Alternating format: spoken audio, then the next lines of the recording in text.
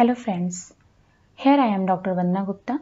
यहाँ मैं आपके लिए NTA UGC net home science का प्रीवियस पेपर लेकर के आई हूँ, जो कि 4 दिसंबर 2019 को शिफ्ट 2 में हुआ था। इसका जो टोटल ड्यूरेशन होता है वो 180 मिनट का होता है, मीन्स 3 आवर्स, और टोटल मार्क्स 300 होते हैं। अब इसमें 2 पार्ट होता है। पहला जो होता है पार्ट 1 वो जनरल पेपर होता है। इसका मोड ऑनलाइन रहता है और इसमें 42 क्वेश्चंस होते हैं। सारे के सारे क्वेश्चंस कंपलसरी होते हैं। और अब इसमें टोटल ये फर्स्ट पेपर है। अगर आप चाहोगे तो मैं फर्स्ट पेपर का भी मार्क्स आपको प्रोवाइड करा दूंगी, बट मैं यहाँ पर होम साइंस के क्वेश्चन पेपर को सॉल्व कराने जा रही हूँ और उसका एक्सप्लेनेशन भी आपको दूंगी। सो स्टार्ट करते हैं होम साइंस का पेपर।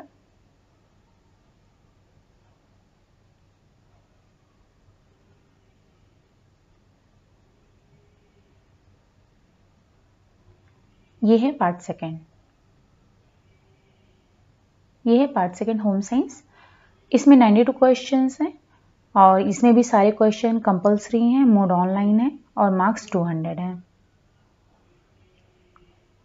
सो पहला क्वेश्चन है, एज पर ICMR 2010 the recommended dietary allowance for energy for 10 to 12 year old girl is. इसको मैं आप हिंदी में बता देती हूँ। ICMR के अनुसार 10 से 12 वर्ष की लड़की के लिए ऊर्जा की कितनी रिक्वायरमेंट होनी चाहिए?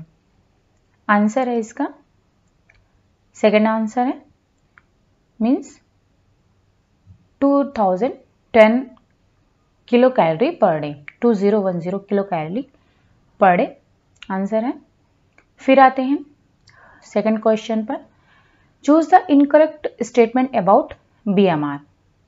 पहला है BMR is directly related to surface area of the body. Second, BMR is inversely proportional to age of person.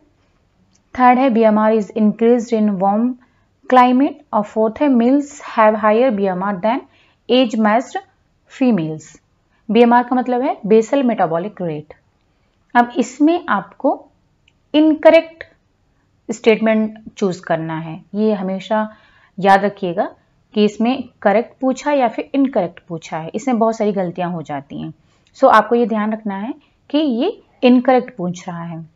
तो इसका आंसर है, थर्ड आंसर है BMR is increased in warm climate.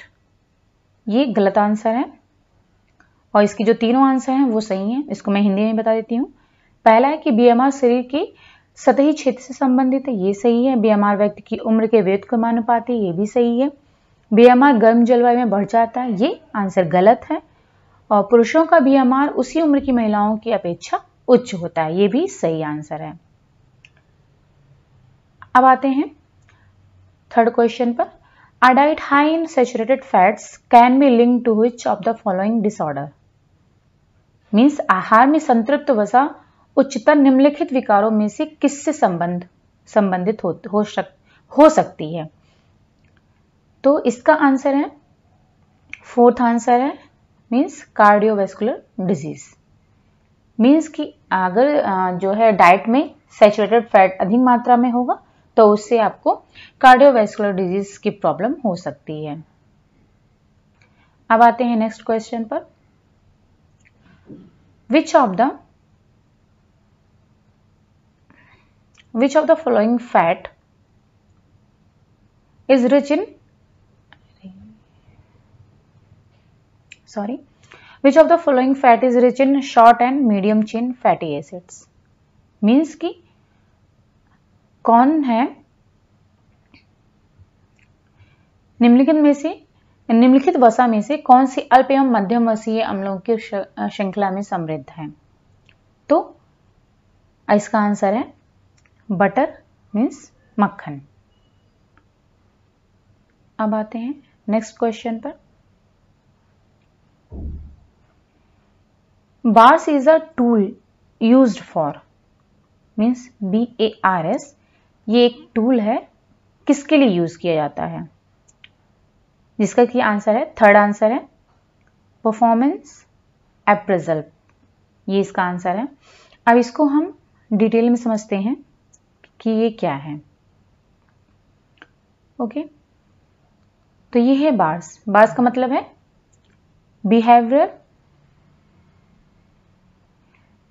Behaviourally anchored rating scale definition. ठीक है, BARS का जो full form है वो है बिहेवियरली एंकर्ड रेटिंग स्केल।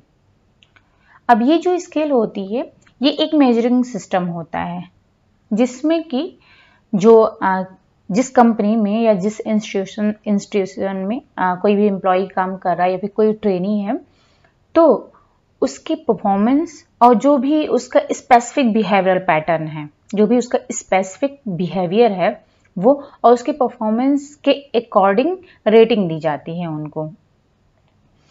तो इस तरह इसी रेटिंग के थ्रू जो है उनके बिहेवियर को मेजर किया जाता है।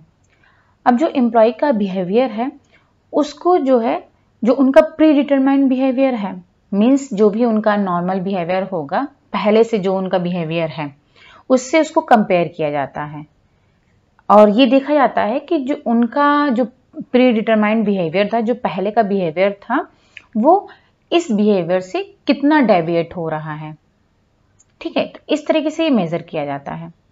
अब इसलिए इस तरीके से जो ये सिस्टम है वो बिहेवियर, रिजल्ट्स और परफॉर्मेंस के बीच में डिफ्रेंशिएट करता है और ये इससे जो एम्प्लॉय काम कर रहे हैं उनको भी ये हेल्प होता है कि वो समझ सकते हैं कि जो भी वो काम कर रहे हैं वो जो उनका काम है उसके किस स्पेसिफिक एरिया में कितनी इम्प्रूवमेंट की ज़रूरत है, ये उनको समझने में आसानी होता है।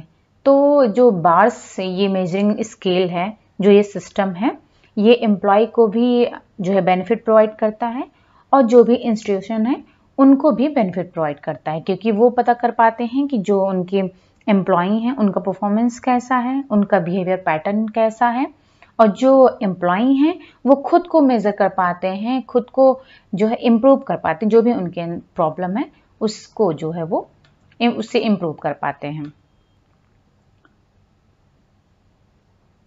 अब आते हैं नेक्स्ट क्वेश्चन पर। आप ये समझ गए कि BARS मीन्स बार्स क्या है, क्योंकि ये परफॉर्मेंस अप्रेजल है, परफॉर्मेंस को मेजर करने के लिए यूज किया जाता है। अब है next question, what is HACCP system for, जिसका आंसर है, सेकंड आंसर है a systematic analysis of all steps and regular monitoring of control points. ठीक है, इसको भी समझ लेते हैं कि HACCP क्या है। ओके, HACCP का फुल फॉर्म है hazard analysis and critical control point. ये एक मैनेजमेंट सिस्टम है और ये क्या करता है, फूड सेफ्टी प्रोवाइड करता है। और कैसे प्रोवाइड करता है, जब भी कोई भी प्रोडक्ट तैयार किया जाता है तो उसके लिए रॉ मटेरियल की जरूरत पड़ती है। सो रॉ मटेरियल के प्रोडक्शन, उसके प्रोक्योरमेंट और उसकी हैंडलिंग से लेकर के उसकी मैन्युफैक्चरिंग, और मैन्युफैक्चरिंग के बाद जो प्रोडक्ट तैयार हो रहा है, जो फिनिश्ड प्रोडक्ट है, उसकी डिस्ट्रीब्यूशन, उसके कंजप्शन, यहाँ तक जो प्रोसेसिंग हो रही है उसमें जो है बहुत सारे हजार्ड्स आते हैं। अब ये बायोलॉजिकल भी हो सकते हैं, केमिकल भी हो सकते हैं और फिजिकल भी हो सकते हैं। इन्हीं हजार्ड्स को एनालाइज करना और फिर इनको कंट्रोल करना है, ये HACCP का काम है और इसी के थ्रू जो है वो फूड को सेफ्टी प्रोवाइड कर पाता है। सो इस तरीके से वो काम करता है। आप देख सकते हो कि ये कुछ प्रिंसिपल्स पर काम करता है। अब ये इसके 7 प्रिंसिपल हैं। पहला है कि क्या करता है, पहले कंडक्ट अ हजार्ड एनालिसिस, ये एक हजार्ड एनालिसिस को कंडक्ट करता है। देन क्या करता है, determine the critical control point, जो भी इंपॉर्टेंट पॉइंट्स हैं कंट्रोल के उनको डिटरमाइन करता है कि किस तरीके से उनको कंट्रोल किया जा सकता है, उसको डिटरमाइन करता है। फिर तीसरा है कि लिमिट्स, जो भी इंपॉर्टेंट लिमिट्स हैं उनको इस्टेब्लिश करता है। देन मॉनिटरिंग प्रोसीजर, जो उसके लिए जरूरत है मॉनिटरिंग की, जिन प्रोसीजर्स की, उनको इस्टेब्लिश करता है। फिर जो करेक्टिव एक्शंस उसके लिए जरूरी होते वो लेता है। देन उनको जो प्रोसीजर्स उन्होंने अप्लाई किए हुए हैं प्रोसीजर्स को वेरीफाई करता है। देन उन्हें रिकॉर्ड करता है और फिर जो भी डॉक्यूमेंटेशन प्रोसीजर्स हैं जरूरी हैं उनको इस्टेब्लिश करता है। इस तरीके से HACCP काम करता है और ये जो इनके 7 प्रिंसिपल्स हैं इन्हीं की बेसिस पर वो काम करता है। अब आते हैं next question. Jams and jellies can be preserve by adding sugar at concentration of, मतलब किस कंसंट्रेशन पर जैम और जेली में शुगर को ऐड करके उनको प्रिजर्व किया जा सकता है। इसका आंसर है 65%, मतलब 65% कंसंट्रेशन पर जैम और जेली को में शुगर को ऐड करके उनको प्रिजर्व किया जा सकता है। अब आते हैं नेक्स्ट क्वेश्चन की तरफ। The ability of fibre to maintain thickness is, मतलब फाइबर की जो थिकनेस को मेंटेन करने की एबिलिटी ये क्षमता है वो उसे क्या कहते हैं। इसका आंसर है लोफ्ट, उसे लोफ्ट कहते हैं। अब इसको डिटेल में समझते हैं।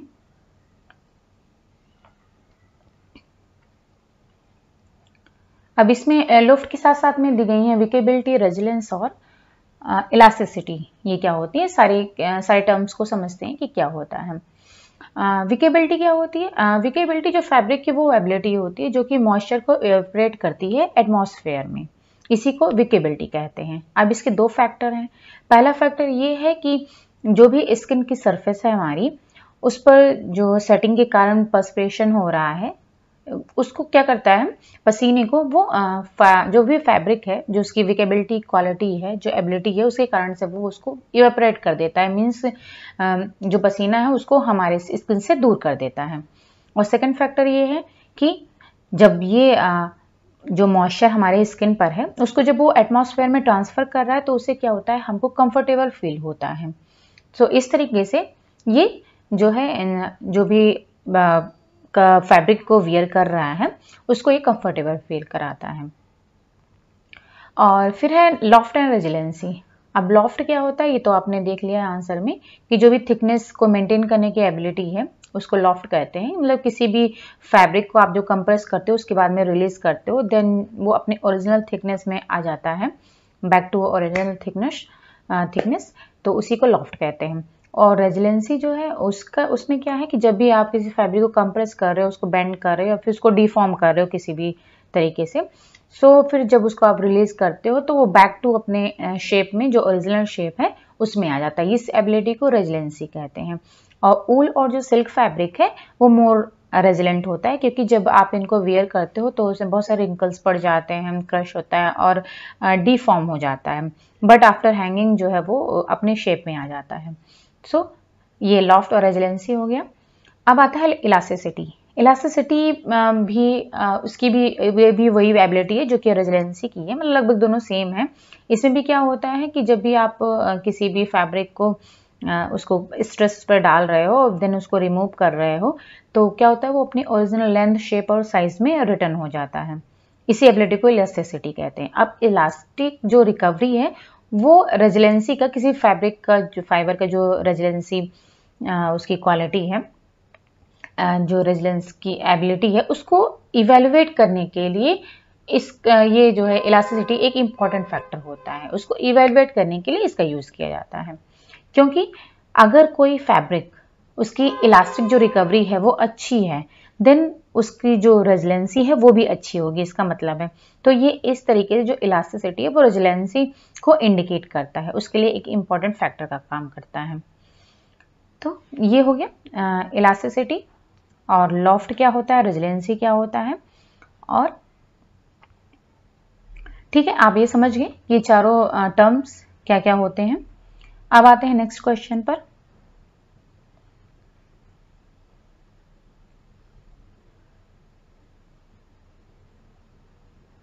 Stitch used to hold several layers of fabric rather than seams is called, means किसी भी फैब्रिक की जो बहुत सारी लेयर्स हैं उनको होल्ड करने के लिए हम स्टिच का यूज ना करके, सिलाई का यूज करके, बल्कि सीम्स का यूज, मतलब किस सीम का यूज करते हैं। तो इसका आंसर है तिरछा कच्चा बखिया हिंदी में, और इंग्लिश में इसका आंसर है डायगोनल बास्टिंग। इसको डायगोनल बास्टिंग कहते हैं, जिसमें कि जो फैब्रिक की बहुत सारी लेयर्स को उसको सिलने की बजाय हम डायगोनल बास्टिंग में तिरछा बखिए की तरह बखिए का यूज करके हम उसको होल्ड करते हैं। अब आते हैं नेक्स्ट क्वेश्चन पर। The air space in the fabric may be due to not the spinning solution for yarn preparation. मतलब कि किसी भी फैब्रिक में जो एयर स्पेस आ जाता है वो किस वजह से होता है, क्योंकि तो उसका आंसर ये है कि जब भी यार्न प्रिपरेशन की जाती है, मतलब फैब्रिक तैयार किया जा रहा है, तो उसमें जो स्पिनिंग सोल्यूशन तैयार किया जाता है उसमें किस चीज के ना होने की वजह से फैब्रिक में एयर स्पेस आ जाता है। इसका आंसर है फिल्टरिंग। मींस अगर वो जो सोल्यूशन है उसको फिल्टर नहीं किया जाता है तो उसकी वजह से फैब्रिक में एयर स्पेस आ जाता है। अब next question, 1/26 root counts is the formula to calculate yarn. मतलब ये किसका फॉर्मूला है? आंसर है इसका, सेकंड आंसर है डायामीटर। मीन्स डायमीटर को कैलकुलेट करने के लिए इस फॉर्मूला का यूज किया जाता है।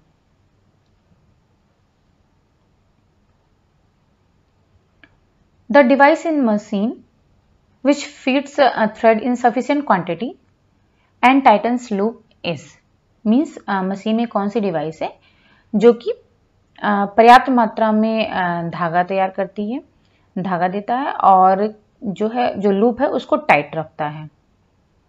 इसका आंसर है, थर्ड आंसर है टेकअप लीवर। ये काम टेकअप लीवर करता है। हिंदी में आप देख सकते हो, हिंदी में भी इसको टेकअप लीवर ही कहा गया है। मशीन का वह भाग जो पर्याप्त मात्रा में धागा प्रदान करता है और लूप को कसता है उसे टेकअप लीवर कहते हैं। अवॉइड, अब नेक्स्ट क्वेश्चन है, avoid V neck lines for persons with. Means किसको वी नेक लाइन्स फैब्रिक को अवॉइड करना चाहिए, कपड़े को। आंसर है इसका फर्स्ट, लॉन्ग एंड थिन नेक। मतलब जिनकी जो गर्दन है वो लंबी और पतली है उन्हें वी नेक लाइंस के कपड़े नहीं पहनने चाहिए।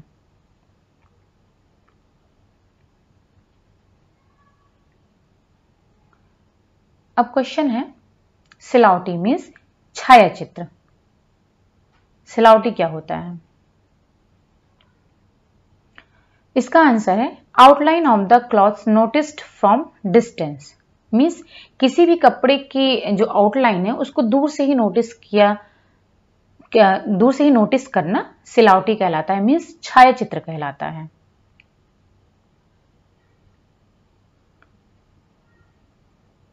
अब है question, according to Herzberg's motivation hygiene theory which of the following is not a hygiene factor. मतलब जो हर्जबर्ग साइंटिस्ट थे उन्होंने मोटिवेशन हाइजीन थियरी दी थी, तो उनके अकॉर्डिंग ये कौन सा ऑप्शन है जो कि हाइजीन थियरी नहीं है इनकी? इसका आंसर है, फोर्थ आंसर है वर्क इटसेल्फ। ये जो है इनके जो हाइजीन फैक्टर इन्होंने दिया था उसमें ये नहीं आता है। अब इसको हम डिटेल में समझ लेते हैं।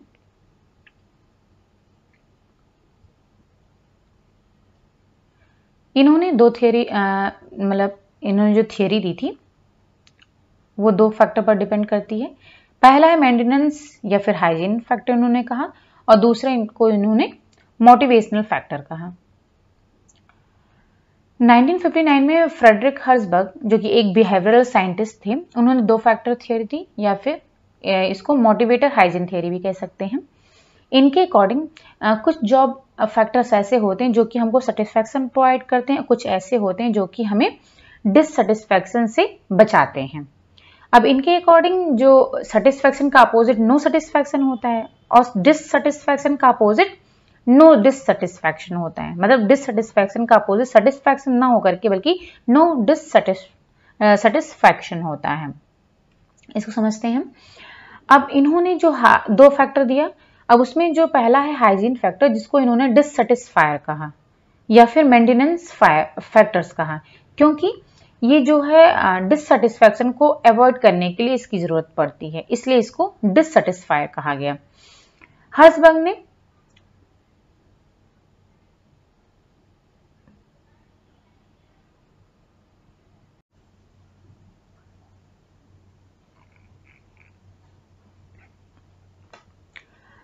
हर्ट्जबर्ग ने 10 हाइजीन फैक्टर को आइडेंटिफाई किया जो कि किसी भी जॉब का इंट्रिंसिक पार्ट नहीं थे, लेकिन वो उस कंडीशन से रिलेटेड थे जिसमें कि उस जॉब को परफॉर्म किया जा रहा था। मीन्स ये एक्सट्रिंसिक पार्ट है।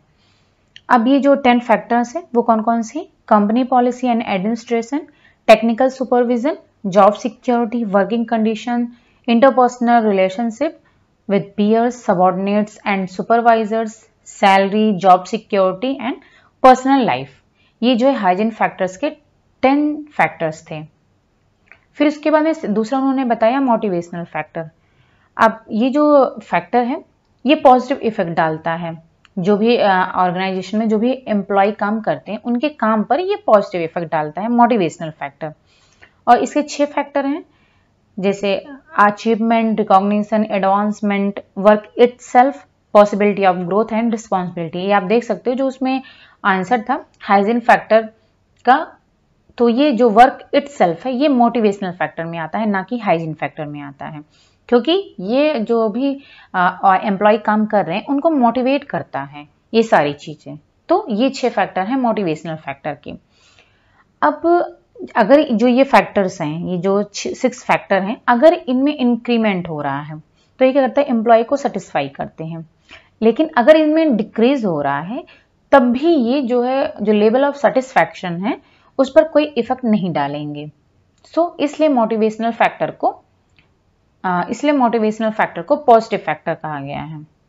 और जो हाइजीन फैक्टर है उसको डिससेटिस्फाई कहा गया कि ये सेटिस्फैक्शन तो नहीं प्रोवाइड करता है, लेकिन जो डिससेटिस्फैक्शन होता है उससे बचाता है।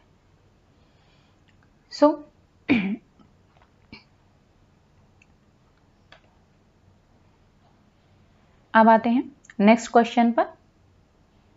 ये आपने समझ लिया कि जो हर्ट्जबर्ग थे उन्होंने 2 फैक्टर थियरी दी हुई थी, हाइजीन फैक्टर और मोटिवेशनल फैक्टर।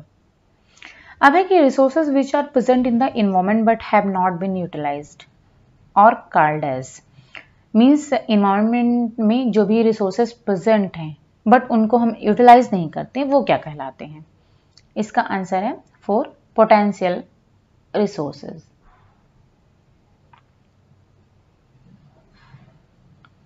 हिंदी में इसको संभावित संसाधन कहते हैं, जो कि एनवायरनमेंट में प्रेजेंट होते हैं लेकिन हम उनका यूज नहीं करते हैं, प्रयोग में नहीं लाते हैं हम उनको। फिर क्वेश्चन है, avoiding products due to disapproval such as polluting cars is referred to as. Means कि जैसे एग्जाम्पल उन्होंने दिया है, जैसे पॉलिटिंग कार्स है, अगर क्योंकि ये जो है पॉल्यूशन क्रिएट कर रही है तो अगर इसको डिसअप्रूवल मिला हुआ है, इस वजह से हम इसको अवॉइड कर रहे हैं, तो इसको क्या कहा जाएगा? तो इसका आंसर है सेकंड, निगेटिव बाइंग। मीन्स क्योंकि हम इसके डिसअप्रूवल के कारण इसको अवॉइड कर रहे हैं, इसलिए इसको निगेटिव बाइंग कहेंगे। फिर क्वेश्चन है कि which famous management thinker was associated with the development of theory x. मतलब कौन थे मैनेजमेंट थिंकर, कौन है इनमें से जिन्होंने थियरी एक्स डेवलप किया, मीन्स थियरी एक्स को दिया? आंसर है इसका फर्स्ट, डगलस मैकग्रेगर। अब इसका भी डिटेल देख लेते हैं।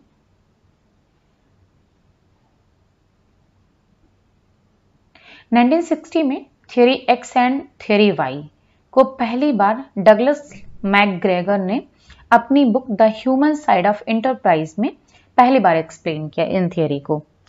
और इन्होंने इसको 2 स्टाइल में जो है रिफर किया।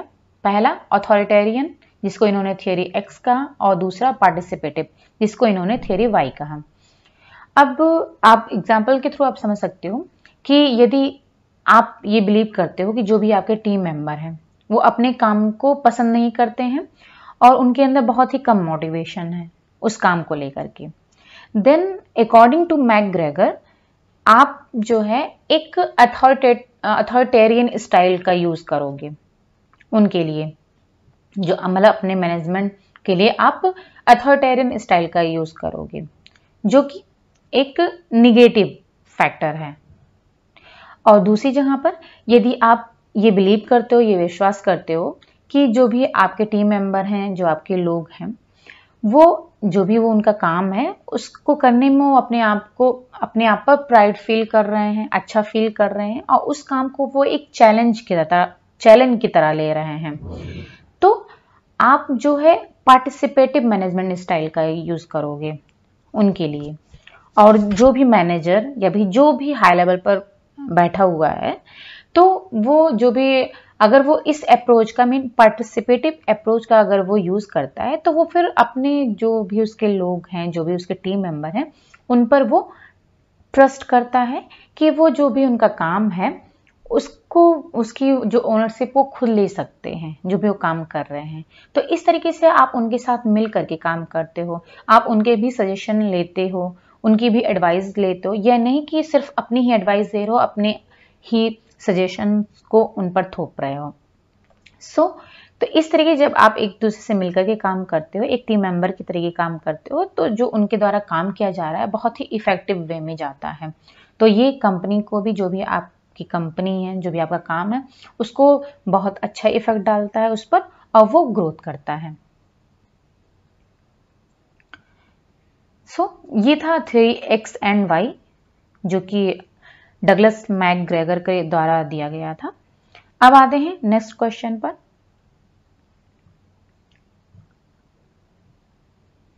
16 क्वेश्चन है,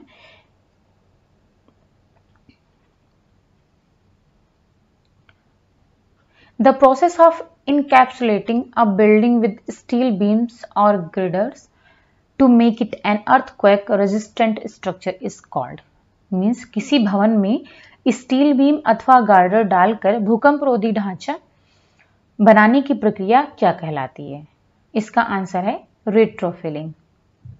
इसको रेट्रोफिटिंग कहते हैं। ओके, अब आते हैं नेक्स्ट क्वेश्चन पर। The quotient obtained by dividing the total covered area on all floors by the total area of the plot multiplied by 100 is called। Means इसको हिंदी में भी समझ लेते हैं।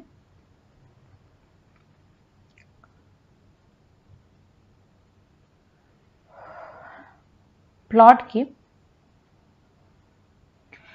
के कुल क्षेत्र को सभी तलों में आच्छादित क्षेत्र के योग में भाग देने पर प्राप्त भागफल को 100 से गुणा करना कहलाता है। आंसर है इसका FAR। FAR का फुल फॉर्म आप देख सकते हो, फ्लोर एरिया रेशियो। इसको FAR कहते हैं, मीन्स फ्लोर एरिया रेशियो। अब आते हैं नेक्स्ट क्वेश्चन पर। Ancient pyramids are examples of. मतलब जो एंशियंट पुराने पिरामिड्स हैं वो किसका एग्जाम्पल है? आंसर है स्ट्रक्चरल डिजाइन का।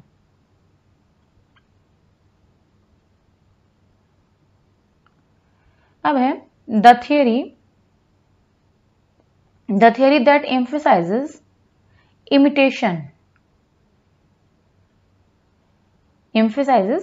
इमिटेशन और ऑब्जर्वेशनल लर्निंग इज कॉल्ड। वह सिद्धांत जो अनुकृति अथवा प्रेक्षण ज्ञान पर बल देता है कहलाता है।